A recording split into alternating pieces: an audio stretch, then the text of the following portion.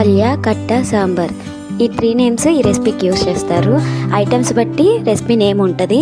మేమైతే బిర్యానీలోకి కళ్యాణి ప్రిపేర్ చేసుకుంటాం. నాకు తెలిసిన స్టైల్లో చేస్తున్నా. ఆయిల్, ఆనియన్స్, పచ్చిమిర్చి వేసి మంచిగా ఫ్రై చేసిన తర్వాత, ఇక్కడ మీరు చూస్తున్నారా, ఇక్కడ మా పాప కూడా నాకు హెల్ప్ చేస్తుంది. పప్పు మంచిగా మిక్సీ చేస్తుంది అనమాట. ఇవన్నీ మంచిగా ఫ్రై అయిపోయిన తర్వాత వంకాయలు, సొరకాయ మంచిగా కట్ చేసుకొని అందులో వేసుకొని మంచిగా ఫ్రై చేసిన తర్వాత కొంచెం పసుపు, ఉప్పు వేసి మంచిగా మగ్గనిచ్చిన తర్వాత, ఒక బాయిల్ వచ్చిన తర్వాత టమాటోస్ వేసి మంచిగా మగ్గనివ్వాలి. ఈ టమాటోస్ మగ్గిన తర్వాత కొంచెం కారం వేసుకొని అవి కూడా మంచిగా మగ్గిన తర్వాత చింతపండు రసం ఉంది చూసారా, దాన్ని అందులోకి వేసేయాలన్నమాట. ఇది మంచి కుక్ అయిన తర్వాత మన పప్పు ఉంది చూసారా, అందులో వాటర్ పోసి ఇందులో వేసేసి మంచిగా ఉంచితే 5 minutes బాయిల్ అయిపోతుంది.